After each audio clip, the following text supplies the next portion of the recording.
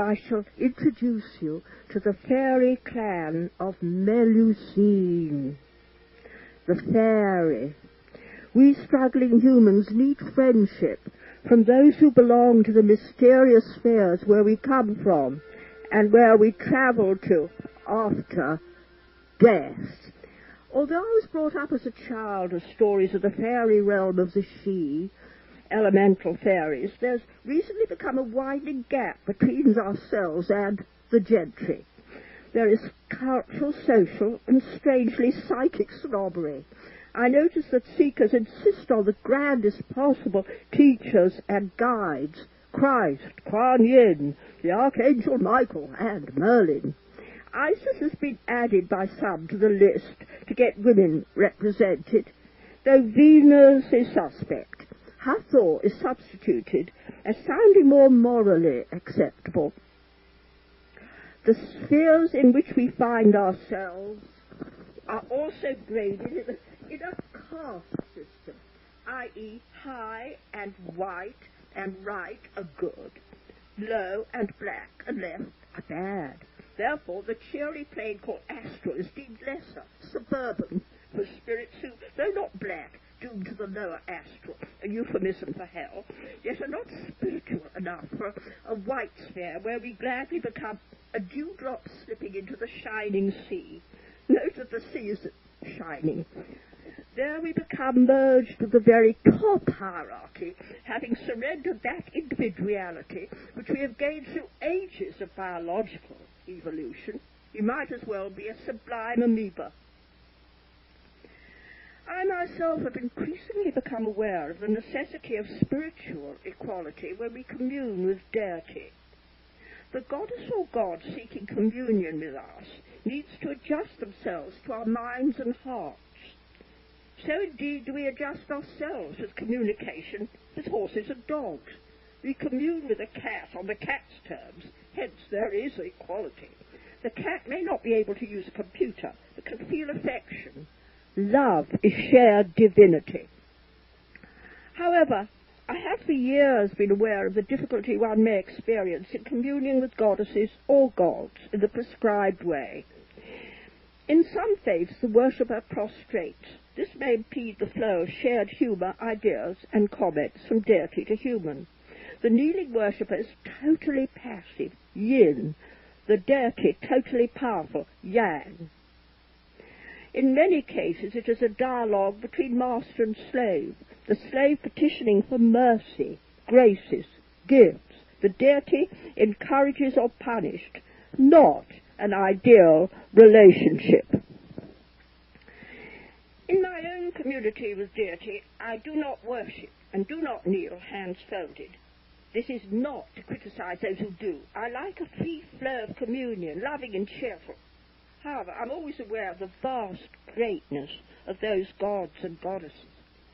Hence, though not prostrate, I still am a daughter of loving and all-powerful parents, and sometimes one does need a more equal supernatural acquaintance.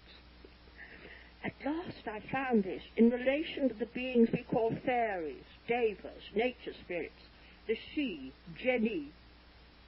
Human interaction with these spirits has been as cruel as our relationship with indigenous races, a fatal impact for both civilized nations and those living nearer to untechnological nature. There is fear and exploitation.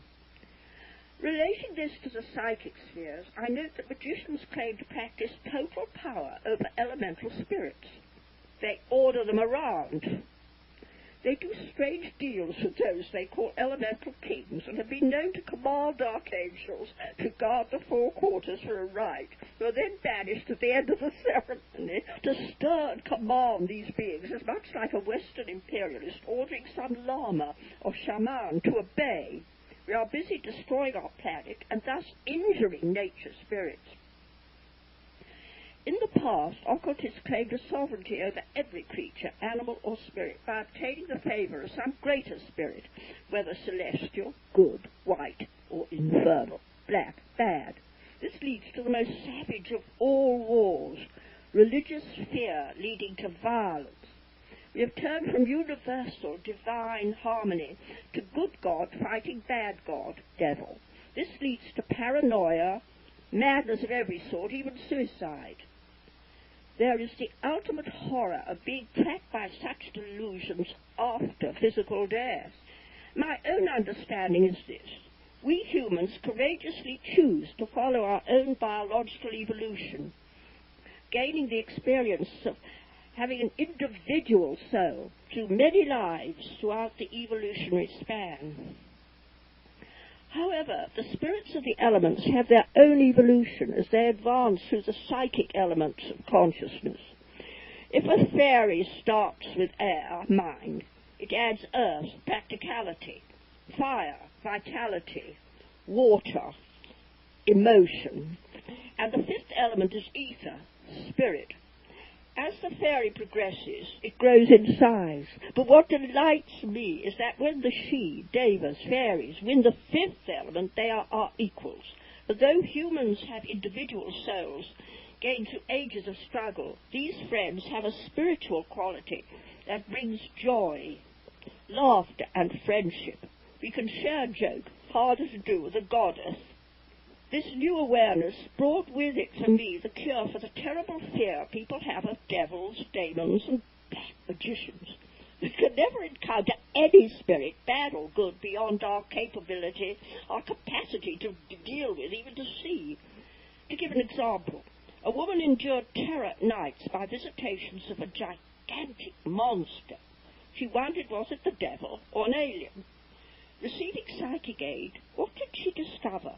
The monster was the projection of a boy of 4 years old who had died unpleasantly and was using the fears of this woman to project a monster once seen in his comic paper.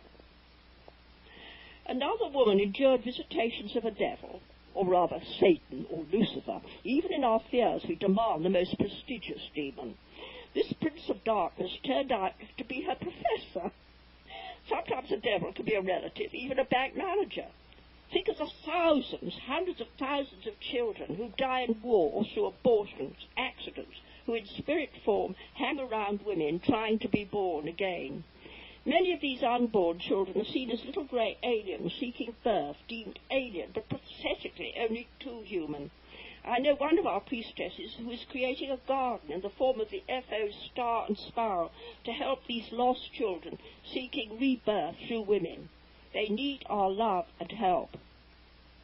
This is not to say that I do not know of the existence of beings from other realms, but these thoughts may help sufferers from hauntings to get things in proportion.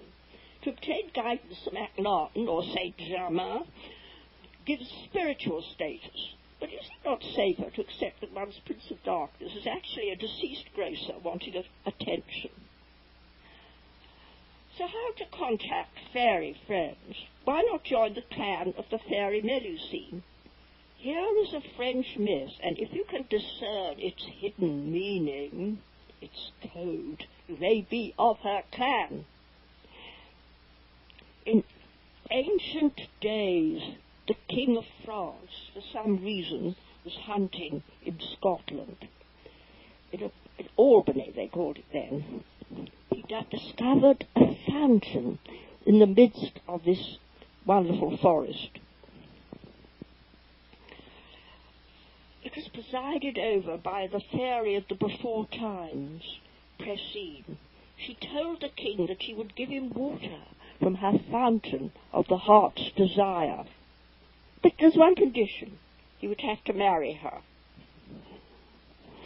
She told the king that there was one condition. He must never see her give birth. He agreed. But later, after their marriage, he broke his oath. When she was giving birth, he hid himself, and to his horror saw her give birth to in a miraculous manner to 3 daughters at once. They were called Melusine, Palestrine, and Melior.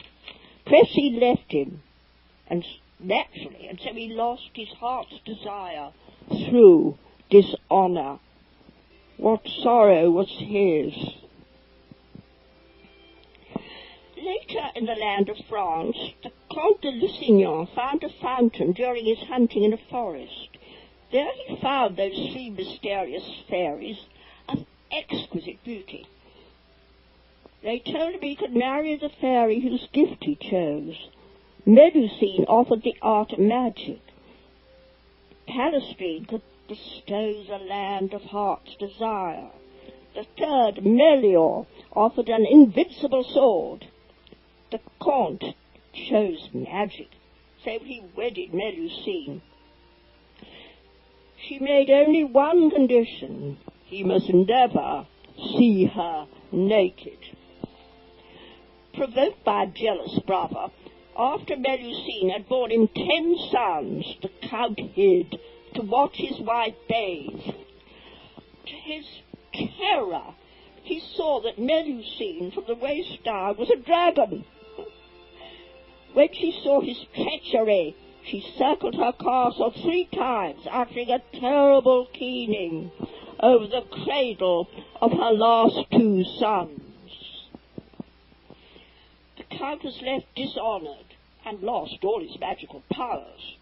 Melusine had left behind her many castles all over France and her 10 sons, and she became the revered ancestress of all the kings and queens and nobility of Europe. What on earth is this telling us? I'll give my ideas. Melusine is the name of the Kundalini serpent power. This is known, the inner son of Isis. The name given to Melusine was La Bonne Femme, the good woman. I see this as a continuation of Bona Dea, the good goddess of the Roman religious community of women that preserve the vestal flame of life. The many castles may refer to centres of this always secret family, of those who wish to learn the magical arts of alchemy. Melusine's mother, not only to royalty and nobility who believe in her, but to those who revere the bonne femme, Bona Dea. She was presented at the period also as Mary, Mother of God, and secretly Isis, Mother of Horus.